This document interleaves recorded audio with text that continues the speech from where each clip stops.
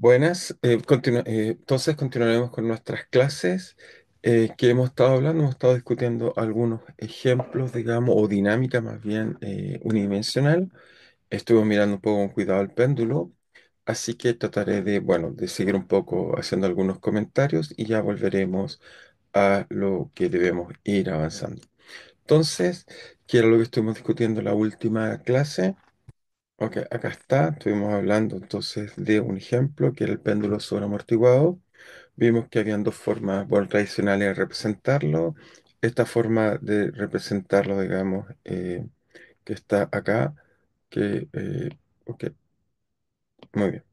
Entonces tenemos esta representación que simplemente lo usó el plano de fase en un plano o tomar este plano y envolverlo, digamos, de tal forma que nos quede en un cilindro. Y aquí vemos muy bien que teníamos entonces la dinámica unidimensional la podíamos reemplazar simplemente por esta función seno que está acá, donde descubrimos que cuando la dinámica es decreciente tenemos atractores y cuando la dinámica es creciente tenemos repelores, donde notamos repelores como círculos no llenos y círculos llenos dijimos que eran atractores. Por otro lado, resolvimos la ecuación, en este caso una ecuación de primer orden, por lo tanto se puede integrar. Los sistemas unidimensionales son integrables. Quizás debemos haber colocado aquí esta observación, es que los sistemas unidimensionales en general son integrales. Voy a colocarlo acá en observaciones en general. Entonces, acá sigamos avanzando, pero voy a aprovechar a colocar algunas observaciones generales. Entonces, de la clase pasada que aprendimos, los sistemas unidimensionales, unidi- unidimensionales, son integrables, pero no necesariamente las expresiones analíticas,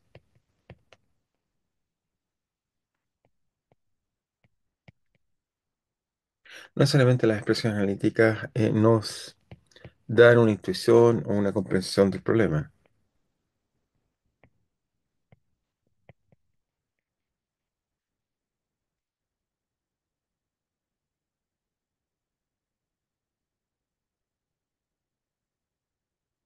Entonces, esta es la dificultad.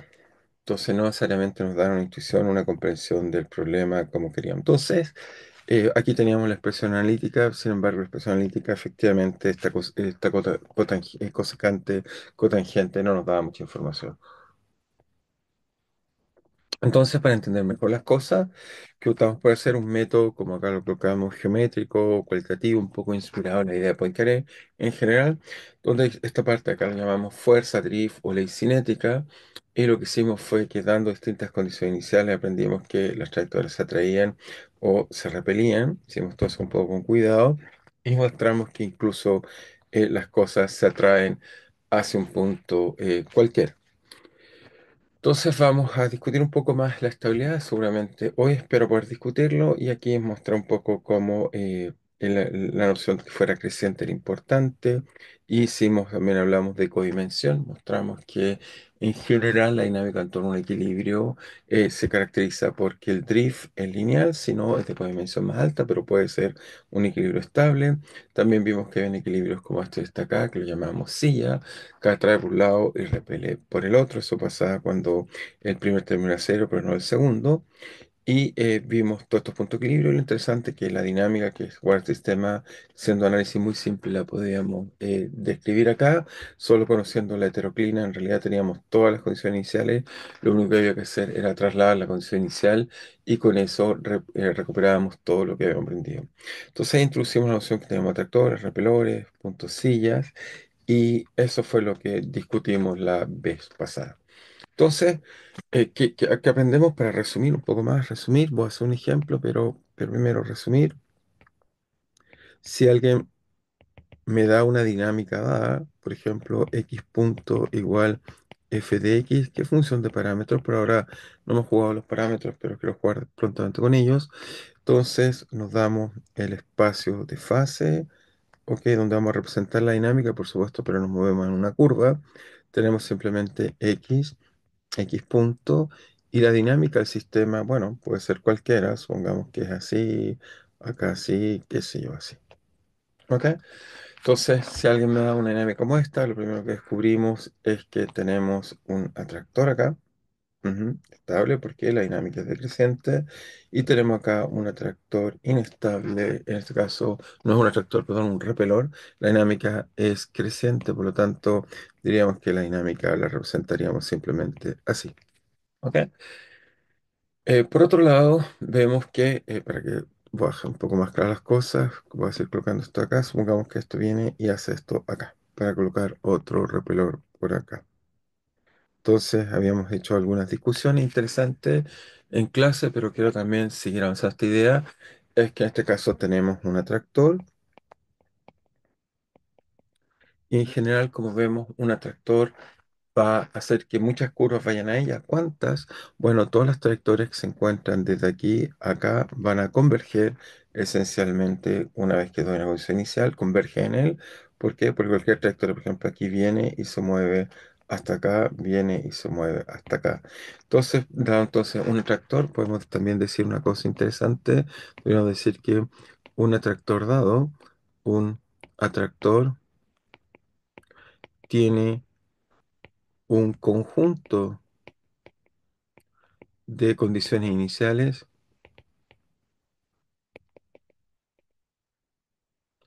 que convergen al equilibrio. Este conjunto, un atractor tiene un conjunto de condiciones iniciales que convergen al equilibrio, las que denominaremos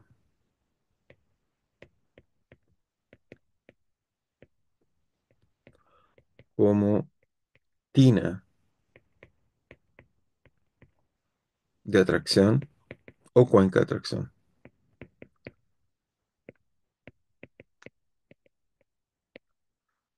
o cuenca de atracción. Entonces, entonces en este caso acá, lo vamos a notar un poco más precisos, diríamos que, vamos a colocar que sea un color acá. Toda esta zona de aquí a acá, eso es la tina de atracción, cualquier coincidencial que conocemos ahí, la tiene atracción del atractor, llamémoslo X0, donde acá colocamos entonces para que quede más claro que este punto de acá es X0. ¿Ok? Entonces cualquier condición inicial que parte en esta región va a converger, digamos, a este atractor que está en esta tina que vemos ahí. ¿Ok? Vemos eso entonces muy bien. Tenemos entonces un atractor. También podemos decir otra observación interesante es que podemos decir que un atractor en general,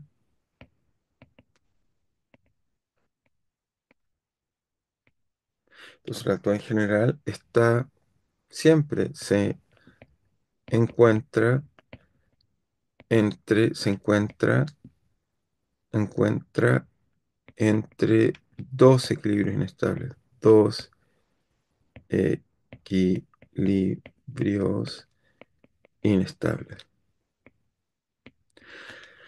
La razón por la cual se encuentran dos equilibrios estables es que simplemente si tratamos de conectar, que por ejemplo, o puede ser dos equilibrios inestables, también podría ser infinito, por supuesto. Aquí tenemos dos, pero equilibrio inestable o uno solo e infinito. ¿Por qué este último caso? Bueno, podríamos pensar que el infinito es también un punto de equilibrio inestable, es decir, que en ese caso la imagen que tendríamos es simplemente nos damos un equilibrio, nos damos un espacio de fase y, por ejemplo, estaríamos pensando en algo así, algo que viene de acá, se da vuelta, es así. En este caso acá tendríamos un atractor, un repelor y tendríamos infinito, en este caso la tiene atracción, en este caso acá iría desde aquí hasta infinito. ¿Ok? También nos podemos imaginar esa situación, digamos, que tenemos acá entonces nuestro espacio fase y recorre desde infinito hasta un punto de equilibrio inestable, la tiene atracción, pero por supuesto es porque estamos pensando que el infinito es un equilibrio inestable. Muy bien. Ahora uno se puede preguntar por qué es necesario, la pregunta que uno naturalmente se hace es por qué, por qué es necesario que un punto de equilibrio esté separado, esté separado por un punto de equilibrio estable, por supuesto, un punto de equilibrio estable, quizás quedamos mejor. Entonces, ¿por qué es necesario que un punto de equilibrio estable, entonces lo vamos a colocar estable,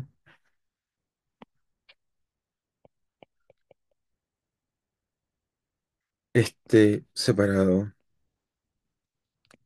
por puntos de equilibrio, por puntos de equilibrio inestable? Entonces uno se pregunta por qué requerimos que esté así. Bueno, la razón muy simple es que si nos imaginamos de nuevo el espacio de fase, el espacio constituido entonces por x, x punto, si colocáramos entonces un punto de equilibrio que acá estable y colocamos otro estable, la pregunta es cómo puedo unir estos dos puntos de equilibrio estable, llamémoslo x0, x1. Si la dinámica si la dinámica es continua, si el drift queremos decir que es continuo, si el drift es continuo, entonces la única forma de conectarlos, digamos, es a través de colocar acá entre medios un punto inestable. Es la única forma que vamos a conectar esto si no fuera continuo. Pero incluso si fuera discontinuo, o sea, si nos imaginamos que esto fuera discontinuo, que una discontinuidad y eso se conecta así, aún así esa discontinuidad tendría alguna zona extraña en el espacio, tal que tendríamos no un equilibrio, pero tendríamos una zona que atrae y repele. Por simplicidad y por un poco motivado en general por muchos sistemas físicos, supondremos que es solo continuo, pero en caso que fuera discontinuo, igual habría una región que no sería un equilibrio, puede ser una región extraña y repulsiva. Entonces, si el drift es continuo, entonces dos puntos de equilibrio inestable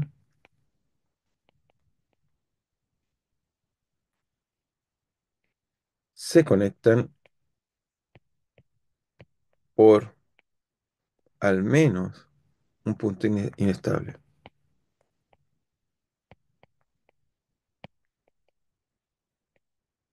¿Por qué dije al menos? Bueno, primero dibujémoslo. Entonces estamos diciendo entonces en este caso que si corrigiéramos esto, lo voy a corregir, voy a colocar un poco más grande para que solo enfatizar, corregiríamos, nos quería así, y ahí tendríamos que colocar nuestro punto inestable. Pero ¿por qué dije al menos? Entonces, esta parte acá, ¿por qué usamos esta idea de que al menos podría ser, digamos? La razón es que los, los puntos de equilibrio sí se pueden conectar con otros puntos de equilibrio inestables. Entonces, notar bien que puntos de equilibrio inestable se pueden conectar con otros inestables. ¿Y eso por qué? Bueno, déjeme hacer una figura para que quede más claro. Entonces, volvemos a hacer nuestro espacio fase, muy bien, y tratamos de entender qué ejemplos podemos hacer. Entonces colocamos acá X punto. Entonces nos damos una dinámica y fíjense que yo podría tener un punto aquí inestable, el cual se conecte con un silla, el cual también es inestable.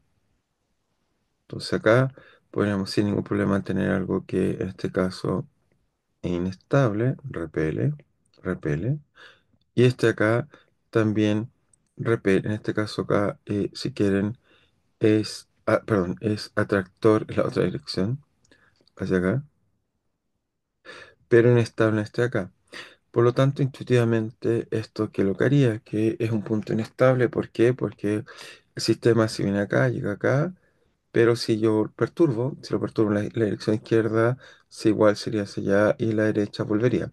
Ya veremos la noción de estabilidad, pero apelo por ahora a la intuición antes de llegar. Así que podemos tener puntos inestables que se conecten, más de uno, y por lo tanto sí podemos tener dos puntos de equilibrio inestables juntos y anotamos esa idea. Entonces que los puntos de equilibrio inestables se pueden conectar con otros inestables, como vemos acá. En este caso acá tendríamos un repelor y un repelor, y este acá sería un sí. ¿Ok?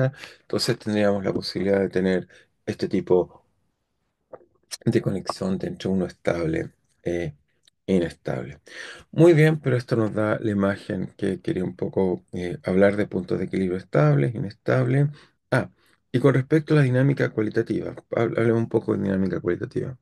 Entonces, la gracia tiene dinámica, terminemos un poco esta parte acá, dinámica cualitativa. Entonces, hasta ahora, cualitativa.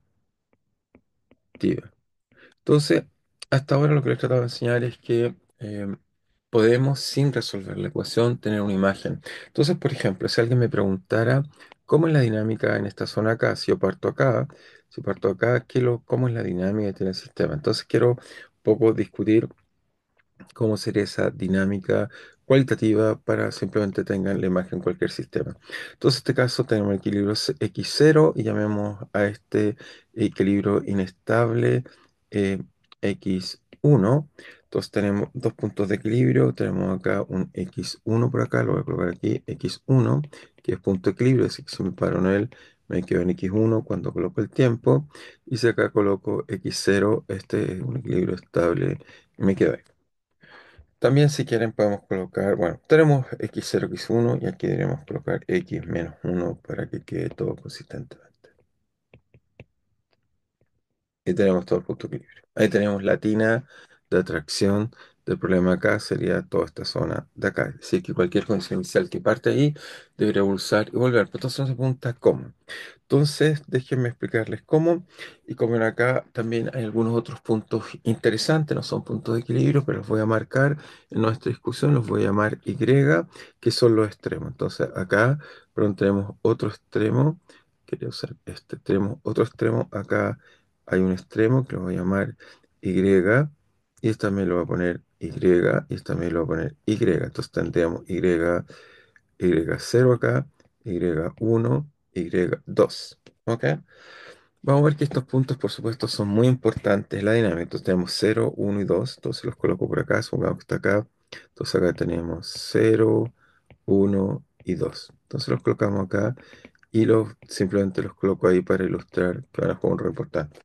Entonces, no son puntos de equilibrio. Esto solo me sirve a mí de referencia en análisis.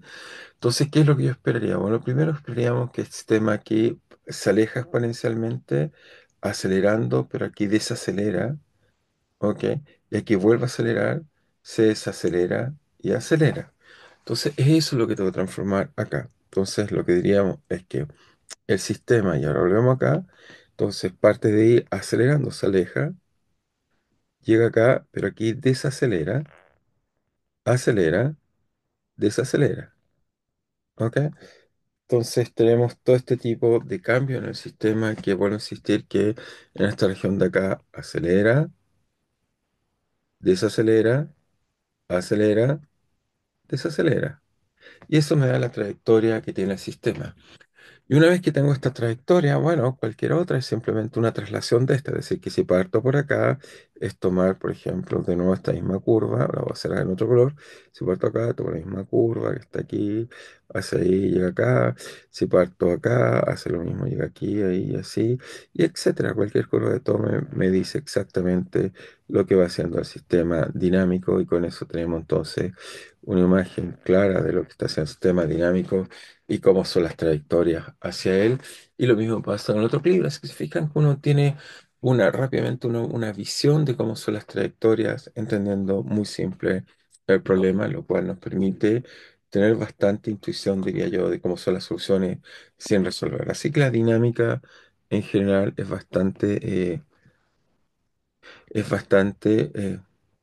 cualitativa. Entonces, esa no te hace. Entonces nos queda bien así. Perfecto. Entonces tenemos la evolución del sistema. Muy bien. Entonces, ¿qué vamos a hacer ahora? Voy a tratar de hacer un ejemplo que me gusta mucho. Un ejemplo que nos habla acerca, digamos, de qué hacer, digamos, en el sistema. Entonces, para este ejemplo vamos a tratar de colocar algunas cosas interesantes, algunos personajes que yo creo que vale la pena discutir. Entonces, volvamos hacia ellos. Entonces, vamos a colocar acá ejemplo para tener un ejemplo un poco más interesante. Ejemplo, vamos a hablar de la dinámica de poblaciones. Dinámica de poblaciones. Entonces, este es un ejemplo muy, muy interesante, diría yo, el cual nos va a servir para entender bastante bien las cosas. ¿De qué se trata este ejemplo de dinámica de poblaciones? Bueno, fue motivado, digamos, por el crecimiento de distintas poblaciones.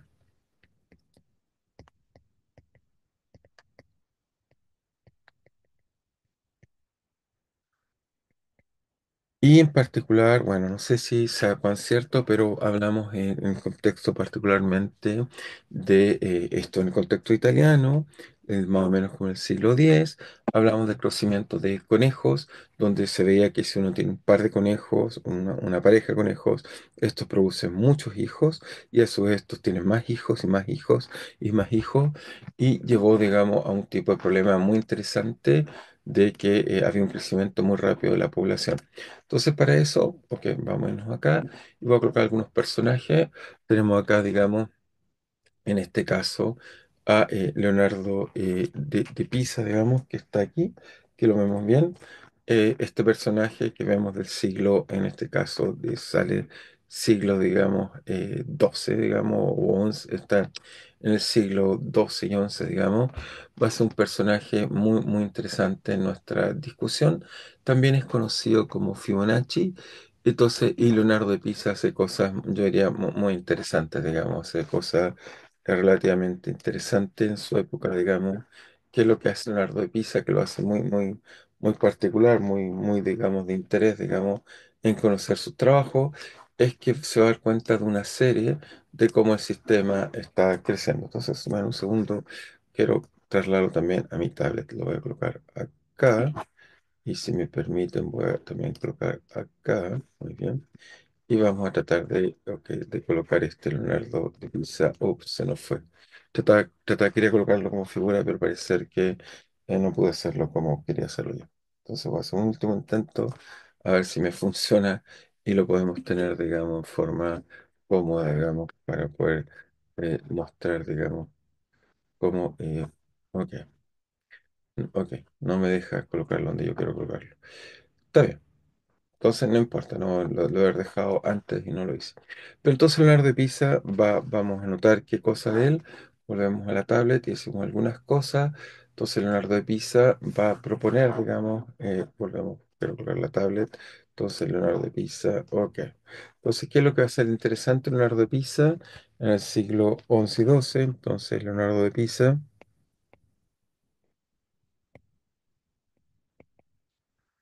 Entonces va a ser algunas cosas interesantes, digamos, que quiero discutir en él. Entonces, ok.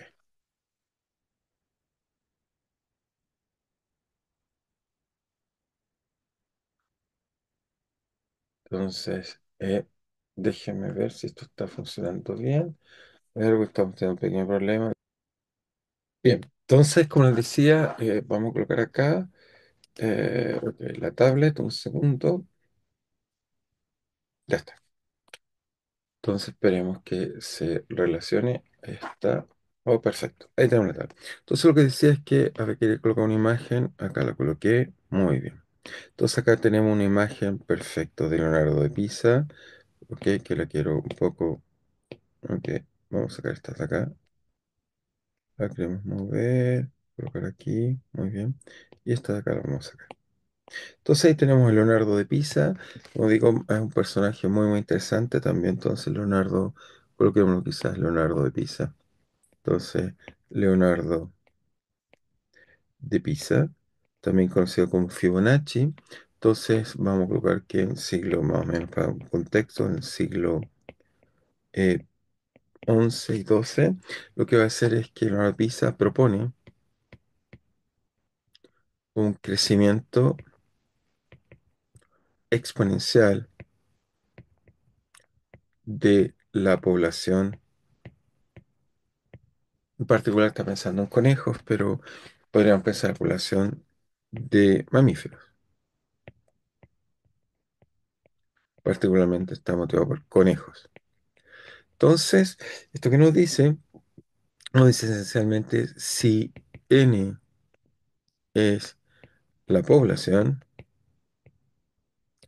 en nuestro lenguaje moderno diríamos que n va como n punto igual una tasa de crecimiento, por supuesto, llamémosla lambda por n. Ok, esto sería en nuestro lenguaje moderno, no lo escribo así, por supuesto, lo escribo en un lenguaje de otra forma, pero esencialmente digo esto. Ahora, ¿esto qué diría? Bueno, muy bien, sabemos resolver esa ecuación diferencial, lo que nos diría es simplemente que n de t, dada una condición inicial de cero, crece exponencialmente como n de lambda t, y por lo tanto diríamos que el crecimiento de la población t simplemente diverge. ¿Ok? Esto sería lo que esperaría o lo que nos diría Leonardo de Pisa. Pero este problema fue vuelto a tomar con más cuidado por otro científico interesante que es Verhulst. Verhulst es un matemático belga que entonces va a tomar en cuidado, digamos, la dinámica de población, digamos, y que esto lo hacen en el siglo XIX. Va a tomar particularmente la población, particularmente de Bélgica, Francia, y estudiando un poco cómo crece, va a proponer un modelo que lo conocemos hoy en día como el modelo logístico.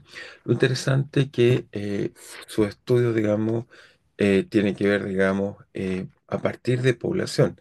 Esta vez no va a ser a partir simplemente de esos datos. Entonces acá tengo algunos ejemplos para ilustrarlo que quiero convencerlo. Este es el crecimiento de la población. En 1700 ante Verhulst éramos menos de 1 billón, en 1800 éramos de orden de 1 billón, en 1900 ya Verhulst no tenía datos, éramos algo así como aquí sale 2 billones o en 1600 3 billones. Fíjense, el año 2000 tendríamos algo así como, si tuviéramos datos, son del orden de 6 billones en 1900. Y por ejemplo, fíjense que tenemos estimaciones que el año 400 seremos del orden de 9 billones. Ahora, si ven acá con datos actuales, se estima que la población del planeta va a saturar del orden de 11 billones de habitantes. Es un poco lo que esperamos. Pero para ilustrar un poco más el contexto de Verhulst, porque claro, Verhulst no tiene estos datos, digamos, la pregunta es cómo pudo distinguirse del modelo de Pisa, de Leonardo de Pisa, a lo que está haciendo. Entonces, para eso, lo que vamos a hacer es, voy a tomar datos que están acá, que vamos a compartir acá, que están viendo acá. Es un libro que me gusta mucho de Murray, se llama de matemática biológica. Y en este libro Murray, bueno, habla de algunas cosas que les puedo contar, pero acá están los datos que, por ejemplo, la gente tenía, bueno, está en 1806, pero tenemos medio millón, 1 millón, etcétera. Y aquí está el modelo que, no, bueno, lo que acabamos de discutir, que esencialmente uno diría el modelo de la PISA se basa entre dos cosas, en que la tasa de variación de una población tiene que ver con su tasa de natalidad y su tasa de mortalidad, y este factor cuando es positivo las cosas crecen exponenciales. Pero veamos con datos qué es lo que pasa.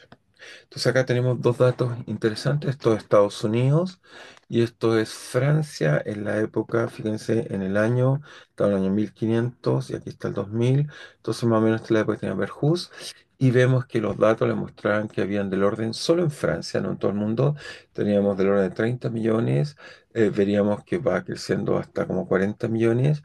Y a partir de estos datos, uno esperaría que, bueno, no hay un crecimiento exponencial, la curva claramente no es exponencial, se satura y se da vuelta, y lo mismo para Estados Unidos. Y volveré inmediatamente sobre esto, pero entonces les comento y volvemos con cuidado en tratar de entender qué es lo que está pasando en el sistema que estamos discutiendo a través del modelo de Verhoeven. Entonces volvemos a la tablet, esperamos unos segundos, ya nos va a aparecer la tablet y tratamos de entender qué es lo que está ocurriendo en el sistema. Entonces, ok, el modelo, vuelvo a insistir, quizá el modelo de este caso de Leonardo de Pisa, modelo de Leonardo de Pisa. Se basa esencialmente en qué. Se basa, ya les dije que él va a decir que tenemos la variación de la población, todo tipo de población, incluida la nuestra, tiene que tener una tasa de crecimiento, entonces llamemos n, simplemente la tasa de crecimiento, mu por n, donde n en este caso teníamos que es la tasa de crecimiento, y tenemos por otro lado la tasa de mortalidad, llamémosla beta, tenemos lo que llamaríamos la tasa de mortalidad. Por lo tanto, el modelo es muy simple de Verhoeven. Una población en realidad va a ser la resta entre la mortalidad y el crecimiento, lo cual en general nos dice si una población está creciendo o decreciendo. Por supuesto, si la mortalidad aumenta mucho, esa tasa puede hacerse negativa y puede estar decayendo, y cuando es positiva está creciendo.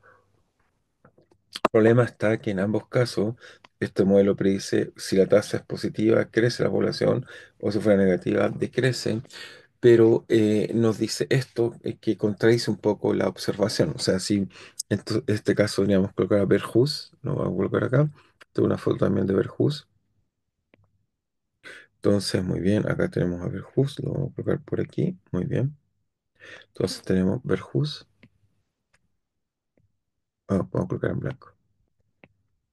Entonces, Verhus.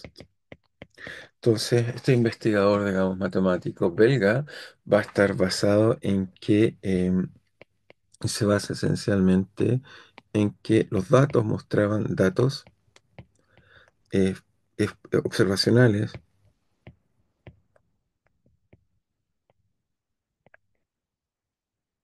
de la población. Nos dice que esencialmente el gráfico es un poco más complejo, lo que estábamos pensando. La situación es la siguiente, uno coloca el tiempo y lo que ve los datos es que esencialmente uno tiene un crecimiento que parece exponencial, pero este empieza a cambiar. Entonces Verhus va a tratar de poner un modelo que dé cuenta de este fenómeno que aquí ya llamamos de saturación. Entonces él va a hablar que vamos a tener un régimen de crecimiento exponencial y pero también hay un régimen de saturación. ¿Ok? Entonces, ¿cómo va a modelar Verhus? Que, bueno, dijimos Verhus es del siglo XIX.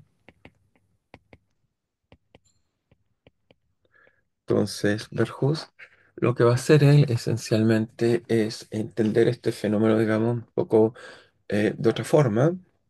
Lo que nos va a decir esencialmente, bueno, el modelo efectivamente de crecimiento, podemos modelarlo como una tasa de crecimiento donde lambda estaríamos diciendo tiene que ver con la natalidad menos la mortalidad. Pero esta natalidad mortalidad de alguna forma depende de la población y eso tiene que ver con la capacidad finita de recursos. O sea, las personas crecen, por ejemplo, el caso del ser humano o cualquier animal crece, pero los alimentos no son infinitos, no son fuentes infinitas todo tipo de recursos que permite el crecimiento. Y por lo tanto, en algún momento hay algo así como competencia por estos recursos, esta saturación va a dar cuenta, digamos, de que ya no hay tantos recursos, por lo tanto es más difícil crecer. Y para dar cuenta de esto, él simplemente va a decir que esta tasa de crecimiento ahora va a proponer que es función de n y va a proponer lo que llamamos el modelo logístico. Entonces va a poner modelo logístico. Y que logístico, si uno ve el artículo original de Verhus, se va a dar cuenta que coloca n, lambda, coloca distintas funciones. O sea, va a colocar lambda de n, va a proponer esencialmente que sea algo de la forma uno más, bueno, aquí tenemos para que sature esto, hay que colocar un menos acá, menos. menos. Entonces va a colocar acá un término de la forma n a la alfa y también va a colocar una tasa lambda cero. ¿Ok? Y después de hacer análisis, va a concluir, análisis me refiero fit, ajustes. Va a analizar cómo crece, cómo satura. Va a concluir, digamos, después de hacer ajustes, después de ajustes a partir de los datos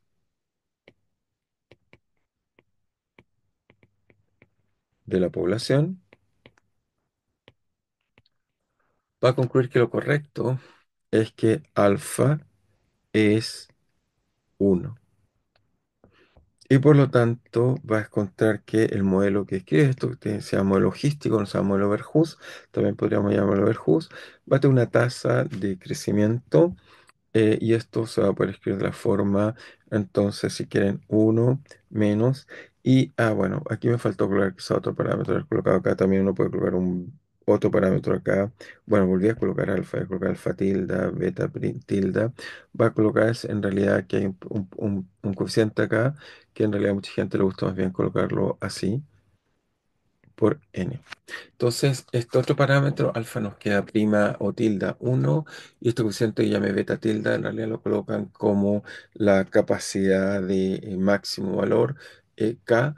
En realidad podríamos llamarlo N0, quizás sería lo más apropiado, voy a usar una notación más, no es lo estándar, pero lo usual es llamarlo kappa, pero déjenme usar una notación que parece a mí más evidente. Voy a colocar N0. ¿Ok? ¿Por qué? Vamos a ver que N0 es el equilibrio de saturación. Entonces, escribo este modelo que está acá. Ujú. Y obviamente nos da la dinámica de, en este caso, de población. Veamos qué nos da. Este es un modelo muy, muy interesante que va a predecir, digamos, cosas interesantes del sistema. ¿Ok? Entonces, ¿dónde anotamos algunas cosas? Donde lambda cero, diríamos que es simplemente tasa de crecimiento lineal. Crecimiento lineal. Y tenemos otro parámetro más, N0, es simplemente, diríamos, saturación o parámetro de saturación.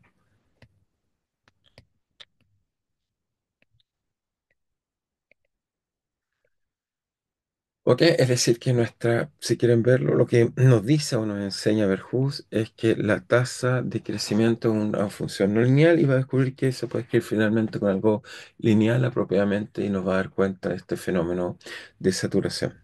¿Ok? Eh, y bueno, veamos qué nos da este tipo de dinámica, digamos. Juguemos un poco con esta ecuación. En general me gusta mucho más escribir ecuaciones adimensionales, pero vamos a jugar primero con esta y al final voy a comentar cuántos parámetros realmente tiene esta para comparar. Pero entonces, ¿qué es lo que haría Verhulst o en esta ecuación? Si la simulamos, veríamos que en este caso tenemos una dinámica unidimensional, como las que ya hemos estado estudiando. Así que esto es f de n. Si graficamos esto, hagamos primero un análisis cualitativo. Eso ya lo sabemos hacer. Entonces, nuestro análisis cualitativo nos diría que, bueno, primero que nada, tenemos acá n y n punto. Por supuesto, no tiene sentido esta región de acá. Lo podemos graficar, pero no tiene sentido físico porque la población es una cantidad positiva. No existen poblaciones negativas. Solo existen poblaciones positivas. Entonces, notar bien que n población, población solo tiene sentido positivo, digamos. Población solo tiene sentido para n positivo. ¿Ok? Solo tiene sentido para n positivo, no tiene sentido para n negativo. ¿Ok?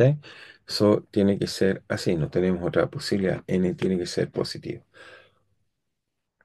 Bien, en este caso que nos da una parábola que tiene como equilibrios, dos equilibrios, note que f de n tiene dos equilibrios en una parábola y los equilibrios son trivialmente fn igual cero, 0 y fn igual n0. ¿Ok? ¿Por qué? Porque acá vemos que cuando es cero esto es cero y cuando n igual a n0 es cero. Y si se fija en la parábola, entonces para n pequeño es lineal, por lo tanto la parábola que te voy a dibujar la dibujamos inmediatamente, la dibujamos acá, ojalá en verde, parte acá, llega acá, es lineal, y después por supuesto tiene que ser así, si quieres así no hay otra posibilidad de que sea así. Y por lo tanto aquí es decreciente, ya sabemos equilibrio estable, donde en n igual n cero y tenemos un equilibrio inestable es cuando no hay población. ¿Se fijan? Ya ni siquiera inmediatamente sabemos mucho sin saber nada, que sabemos inmediatamente muchas cosas interesantes. ¿Qué sabemos? Entonces, observación. Sabemos inmediatamente que no población es inestable. Después discutiremos en el futuro que esto no es tan realista. Uno esperaría que si coloco muy poca población, por ejemplo, células, en condiciones un poco adversas, igual se muere. Hay que pasar una especie de renucleación. Esto sería mucho más tarde cuenta otro interesante investigador llamado Nagumo, quien va a establecer algo así como una especie de adaptabilidad que le llamamos el efecto Ali, que da cuenta de esta capacidad un poco del sistema de adaptarse para poder sobrevivir. Pero a este nivel solo podemos decir que no población es inestable, es decir, que si coloco un grupo de conejos pero pequeño, la población de conejos va a crecer exponencialmente. Si coloco a Adán y Eva, en nuestra visión, digamos, alegórica, veríamos que esto crece de manera exponencial. Entonces, no población es inestable y vemos por otro lado también que n igual cero, no n cero, n igual cero. Y n cero, distinto de cero, es la población estable, es la población de equilibrio.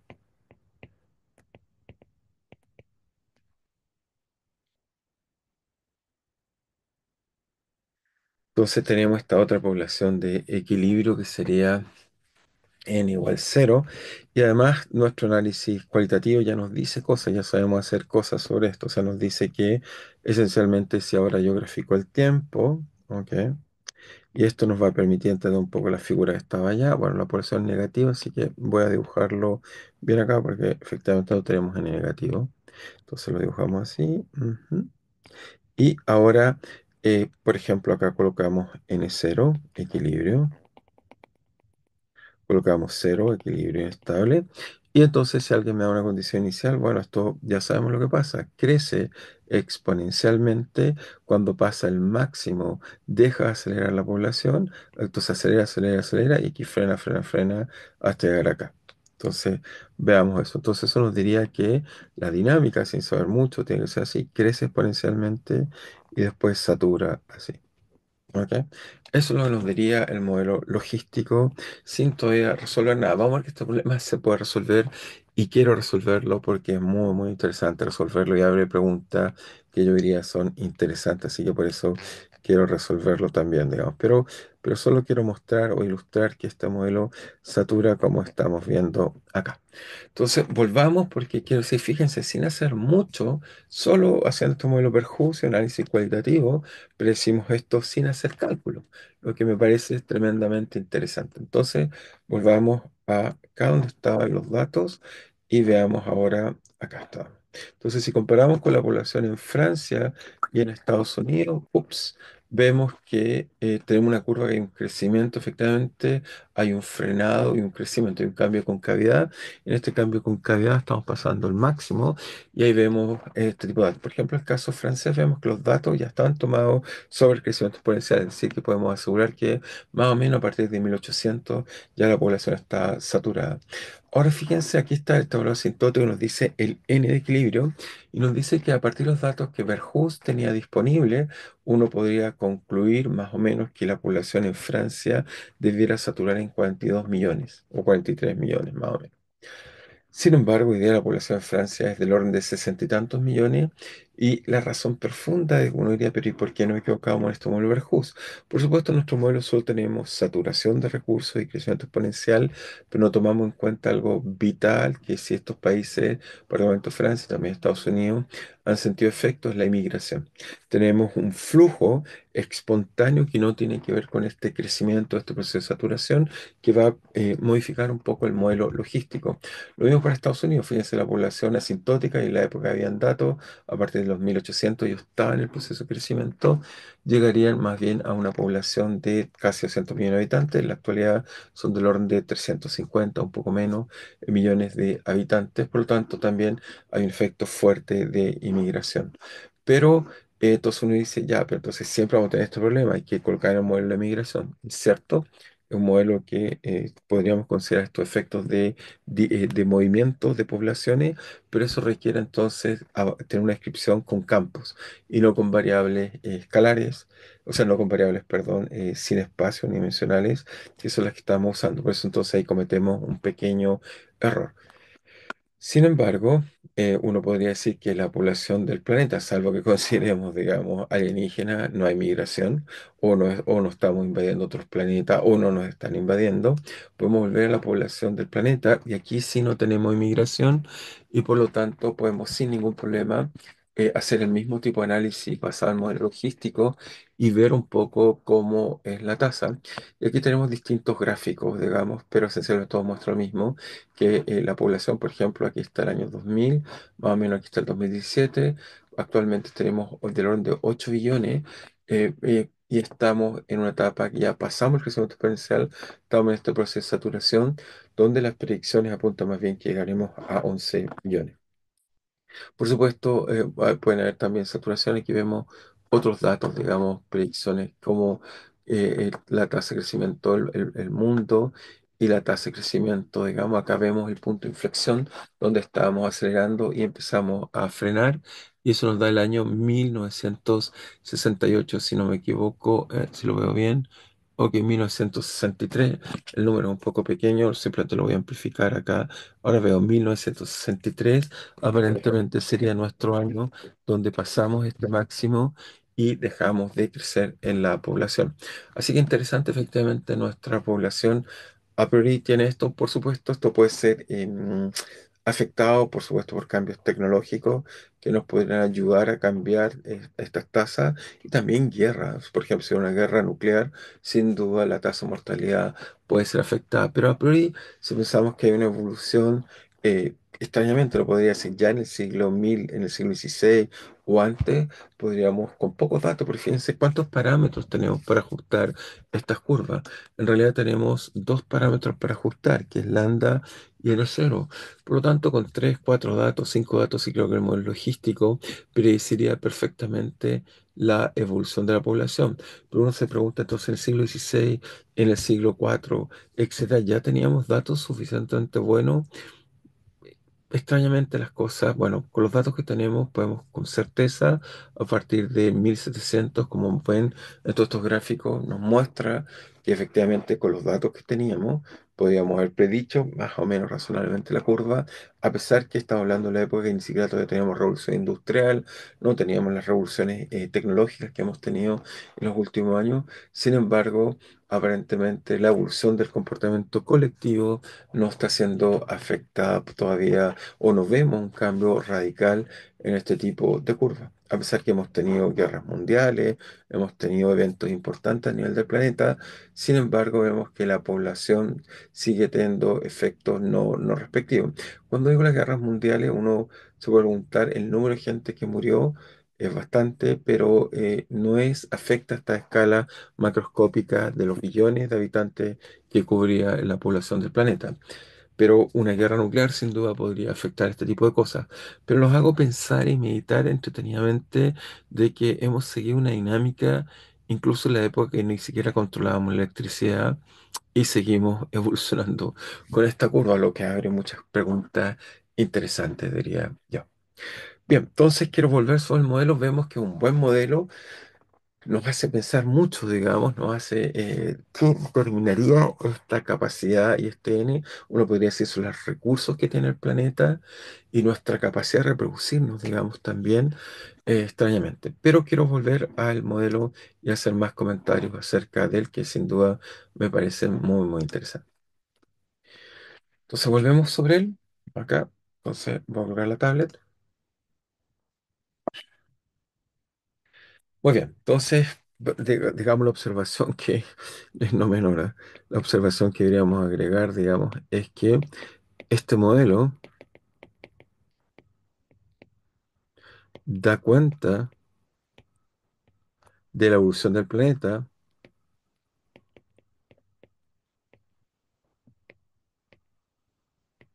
independiente de los grandes desarrollos tecnológicos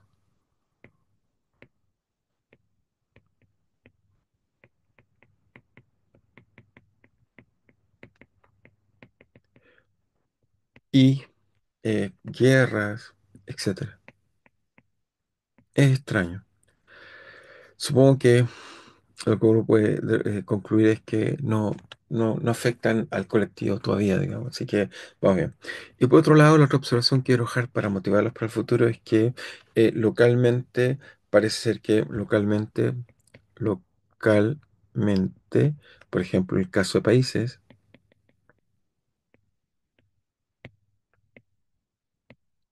sí debemos tomar en cuenta otras cosas.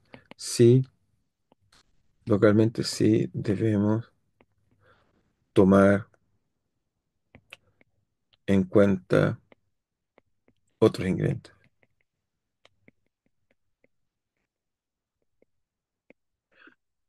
Esos otros ingredientes me refiero que en el futuro solo lo voy a enunciar, en vez de tener NDT vamos a abandonar y vamos a colocar NDT de R, vamos a promover nuestra variable en un campo y la gracia es que ese campo nos va a permitir estudiar estos procesos de migración y emigración, que son flujos de población en el espacio y sin duda esos van a afectar por supuesto la dinámica local si solo estoy mirando local. El caso del planeta, ya les dije, es suficientemente aislado a esta escala, así que no tenemos estos problemas.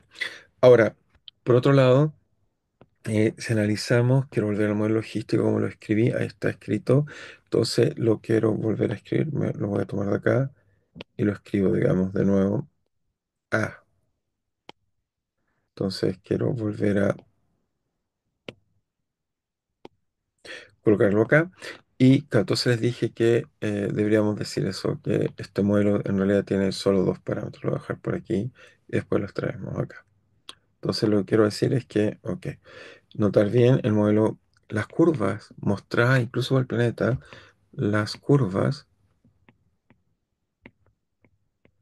mostradas para el planeta se ajustan con solo dos parámetros. Luego quiere decir que un número pequeño de datos, 3 4 ya podríamos tener una curva. Luego, con pocos datos, podemos generar la curva.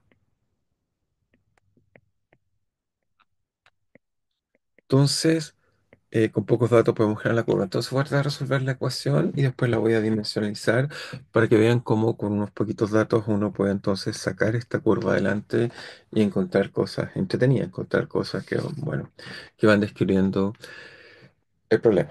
Entonces tomamos este modelo y lo voy a tratar de resolver para ver cómo son los datos son de n n cero. Entonces lo primero que uno debiera hacer, bueno, me gusta, lo vamos a escribir simplemente de la forma más tradicional, lo voy a escribir, digamos, lo voy a escribir simplemente así como n punto igual a lambda cero n, ok, menos lambda n cero por n cuadrado. Voy a también llamar a este lambda n cero cuadrado simplemente por simplicidad. Lambda n cero cuadrado me permite, lo voy a llamar simplemente capa para tener un único parámetro y no estar colocándolo así, o sea, un poco más cómodo. Entonces me queda n punto igual a lambda cero n menos, en este caso, capa n cuadrado. Ahora esta ecuación también fue, bueno, ya les dije, este es el modelo logístico, no lo coloqué, pero voy a colocar modelo logístico, logístico. También tiene, se le asocia a otro nombre, se llama ecuación de Riccati. Es una ecuación, digamos, no, una ecuación en este caso no lineal, que tiene también usualmente, lo creo acá, usualmente se le denomina ecuación de Riccati. Entonces, esta ecuación de Riccati que tenemos acá, bueno, que bueno, está acá, digamos, en la ecuación de Riccati o modelo logístico en el contexto de población, tiene una gracia, es una ecuación que se puede resolver completamente. ¿Y cómo la resolvemos? Bueno, la idea de Riccati, esencialmente para resolver esta ecuación, es que uno hace un cambio de variable, entonces uno hace el cambio de variable siguiente, coloca n igual a f elevado a alfa. Entonces esto me queda que n punto es igual a alfa por f al alfa menos uno por alfa punto. Y al otro lado de la ecuación, eso dice simplemente regla de cadena.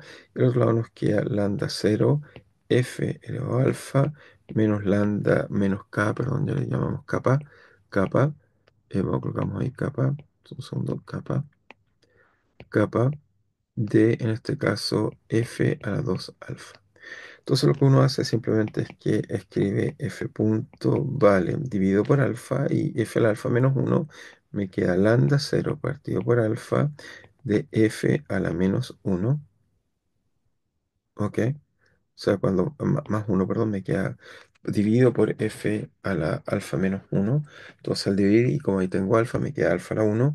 Y al otro lado me queda menos k, me queda f, tengo 2 alfa, menos alfa, me queda alfa más uno. Entonces, ¿cuál idea? Es que me queda esto que está acá y acá también me queda alfa, por supuesto. Al hacer esto que está acá, la idea es que uno va a escoger el alfa más apropiado. Entonces, fíjense, ¿cuál es el alfa más apropiado? ¿Qué pasa si escogemos alfa más uno igual a cero? Cosa que el último término sea constante, porque f elevado a cero vale uno. Por lo tanto, me dice que si escojo alfa igual a menos uno, entonces mi cambio de variable sería n igual uno partido por f. Me dice que la ecuación que satisface f a partir de la ecuación de Riccati es simplemente f punto igual a menos lambda cero, ok, alfa vale menos uno, por f menos más k partido por uno kappa y f0. Así que me queda esta ecuación muy simple, que es una ecuación lineal de esa que sabemos resolver fácilmente. Por lo tanto, muy bien. Me queda una ecuación lineal muy, muy simple de resolver. Por lo tanto, podemos resolver. Entonces la gracia de estas ecuaciones tipo Riccati es que uno se da cuenta en realidad que, bueno, también se llama Bernoulli cuando vale 2, pero en general cualquier n acá, uno puede hacer una transformación como esta está acá, que transforma un problema lineal. Entonces hacemos la observación, entonces quisimos que, observación, la ecuación no lineal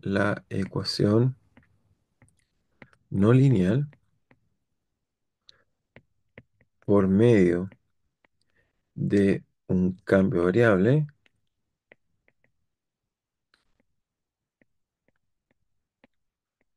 se transforma en una ecuación lineal, en una ecuación lineal. Esto es un gran avance en nuestra descripción. Ecuación lineal. Entonces, esto es algo muy, muy agradable, que se conoce poco, pero podemos transformar una ecuación lineal, no lineal, en una ecuación lineal. Aquí está un mundo confortable, que sabemos calcular muchas cosas, y quisiéramos hacer esto, vamos a ver que muchos problemas vamos a tratar de sistematizar algo parecido, pero en general es difícil. Y salvo, por ejemplo, el caso que algunos conocen de sistemas hamiltonianos que llamamos scattering inverso, es que uno puede de alguna forma tomar un problema no lineal y a través de scattering inverso transformarlo en un problema lineal, entonces sabemos resolver las cosas y después invertimos y podemos encontrar soluciones. Pero es muy excepcional, no es una cosa que vamos a hacer en general para cualquier problema y en muchos problemas no lo sabemos hacer. Así es simple, y la teoría dice que no se puede hacer porque si el problema fuera lineal, por ejemplo, se podemos resolver todo, no habría sensibilidad a las condiciones iniciales, no tendríamos caos. En cambio, sistemas no lineales que sí tienen este tipo de comportamiento y por lo tanto no quedan bien descritos por ese tipo de cosas. Así que no, no es completamente correcto. Pero entonces de otra forma ahora resuelvo la ecuación y veamos qué es lo que es. Entonces veamos un poco más acerca de este problema. Entonces ahora resolvemos esta ecuación. La ecuación lineal es fácil. La solución de esta ecuación es muy simple.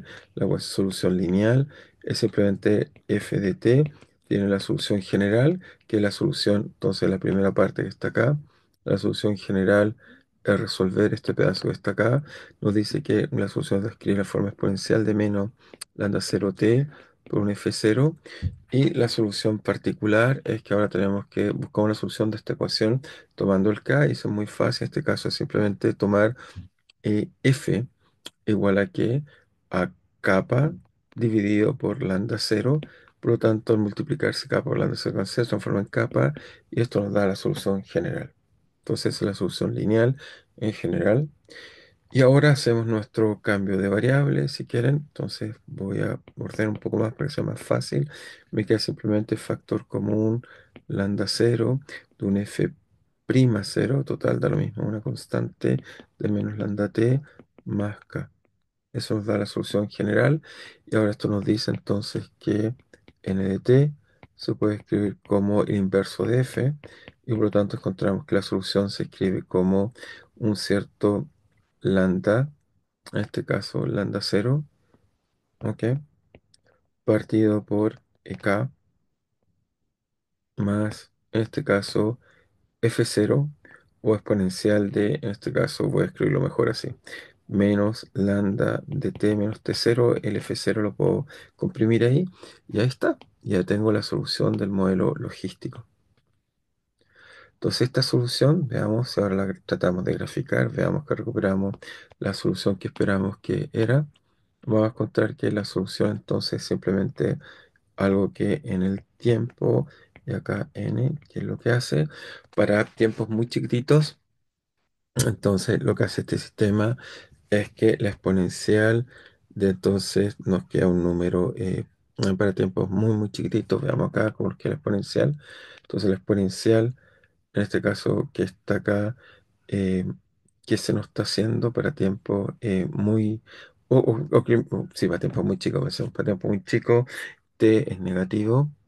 T negativo por nuevo positivo se hace negativo por negativo positivo. Luego la exponencial es muy grande, y si la exponencial es muy grande quiere decir que para t chiquitito, o sea, la fórmula analítica nos dice que para t muy chiquitito lo voy a escribir mejor. Para t muy yéndose a menos infinito, la solución va como lambda cero por exponencial de menos lambda t, ok, más lambda t. ¿Por qué?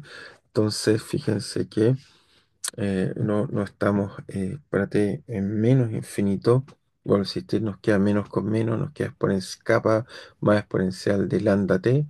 T en módulo es grande, estoy usando su signo explícitamente. Ok, quizás debería colocarlo, ok, así. Quizás va a ser más claro si lo coloco así, en menos infinito. Entonces me queda así. Está bien, está bien. No, quizás lo dije mal, lo voy a decir con cuidado. Entonces, este es negativo, con este negativo me queda más, así que esto va como exponencial de algo que diverge en infinito, y cuando pasa hacia arriba me queda más, pero estamos en menos infinito, así que va como lambda, esencialmente, despreciamos esta parte de acá. Y cuando va a infinito, ¿ok? Va a ser simplemente al revés. Lambda t es muy grande, así que la exponencial se hace cero, más kappa va como esencialmente lambda cero, k. Hay correcciones exponenciales, pero esencialmente va así, y por lo tanto la curva nos quedaría así. Nos quedaría que por aquí es exponencial a cero, y satura entonces acá en n0, que vale en este caso lambda cero partido por k, que fue nuestro n0 que lo definí acá. Muy bien. Así que nos dice que la curva es esta. Con dos parámetros puedo fitear perfectamente esta curva con pocos datos, y obtenemos entonces la solución que nos da cuenta de la dinámica de población del sistema físico en cuestión. Así que obtenemos este resultado muy muy interesante, que que da cuenta de la dinámica de población. Así que vemos este ejemplo que es muy simple, pero vemos cómo podemos aplicar toda esta idea profunda. Vemos también, insisto, otra idea profunda, que la ecuación no lineal se puede transformar en ecuación lineal y encontramos todas las soluciones, pero esto es muy, muy accidental. Sigue siendo nuestro análisis cualitativo que hicimos acá mucho más ventajoso para calcular cosas, creo yo, o para entender. Lo otro que quería hacer, y seguramente va a ser, digamos, he tratado de calcular el tiempo. A veces voy en clases más rápido, más lento, iré viendo cómo eso ocurre, digamos. Pero lo que voy a hacer ahora, en realidad, simplemente es analizar, digamos, de alguna forma, lo que les dije, unidimensional. Entonces, hagamos esto. Entonces, note que, entonces, ecuación unidimensional, ecuación logística no tiene parámetro. ¿Eso qué quiero decir? Fíjense, en este caso tenemos que n punto es igual a lambda, dijimos, por este lambda por n menos kappa por n cuadrado. Veamos que en realidad esto se puede siempre dimensionalizar, dejar sin parámetro. Entonces, como dimensionalizamos, primero tomamos n y lo transformamos en un n chica por n, escala un n prima, si quieren verlo así. También puedo dimensionalizar el tiempo, tengo otra libertad del tiempo, t, lo puedo escribir con un t prima por un tau. Y veamos que escogiendo apropiadamente tau y n, podemos escribir la cosa un poco más simple, es decir, que n punto, que es d a de t de n, lo voy a escribir como, en este caso, n chica por d a de tau de n prima, y el d a de t, por supuesto, me queda, perdón, de t prima, y me sale un tau acá afuera. Por otro lado, la ecuación me queda que vale lambda por n chica por n menos kappa por n cuadrado n prima. Tenemos todas las variables primas. Multiplicamos para el otro lado y me queda entonces n prima, que es función de t prima, punto, va a ser igual a que me va a quedar primero que nada tau por lambda de n prima menos, ¿qué cosa nos queda?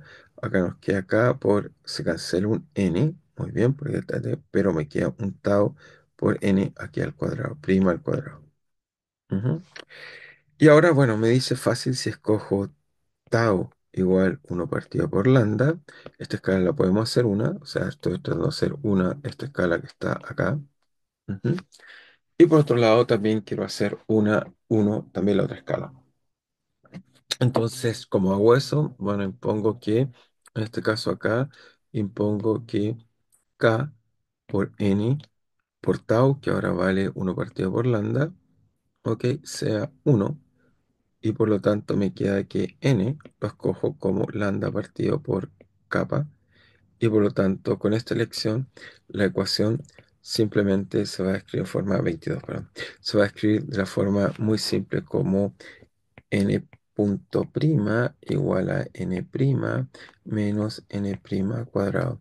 Y por lo tanto concluyo, y esta es la idea interesante, es que en realidad no hay parámetros. Esta ecuación la puedo siempre saturar en uno, quiere decir que esto en unidades de n0, eso a menos es trivial, porque esto que está acá, no olviden, en realidad, si ahora lo piensan, esto acá es lo que llamé n0, ¿ok? O es lo que llamé lambda partido por, o sea, lambda partido por kappa es n0, así que estoy en escala de n0, es decir, que podría tomar la población mundial y saturarla o usar unidades no de millones de personas, sino simplemente la población de saturación, que es del orden de, dijimos, de 11 millones.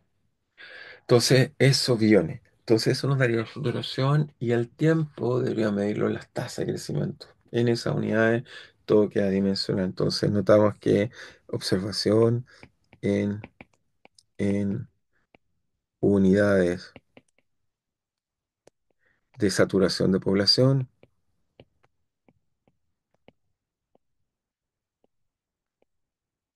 y escalas de crecimiento, el modelo siempre es adimensional.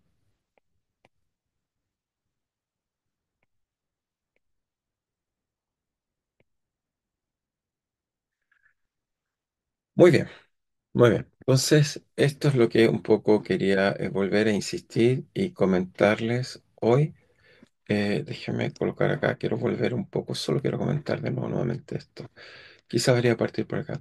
Entonces, si quieren, Verhus haciendo lo que va a poner este modelo unidimensional, que lo podemos resolver cualitativamente, eso les quise enseñar. Vemos cómo la dinámica efectivamente tiene una saturación, perfectamente como vemos acá. Vemos que esa población asintótica efectivamente domina y no hay que el sistema. Y este modelo logístico es muy simple, nos permite saturar. Hago notar que, por ejemplo, el caso de muchas epidemias, por ejemplo, como la pandemia que tuvimos recientemente con el COVID, se ocupan modelos que son modificaciones entre, bueno, está la población infectada, población no infectada, que llamamos población susceptible. Estos modelos acoplados también nos predicen unidades logísticas y podemos un poco predecir cuánta gente, con poquitos datos, rápidamente podemos producir cuánta gente se va a infectar y con datos también podemos predecir cuánto tiempo se va a demorar en desinfectarse, digamos. Así que uno usando modelos muy, muy simples, uno puede tener cosas entretenidas, pero bueno, iremos avanzando de a poco en lo que estamos describiendo. Los espero en la próxima clase. Nos vemos, cuídense.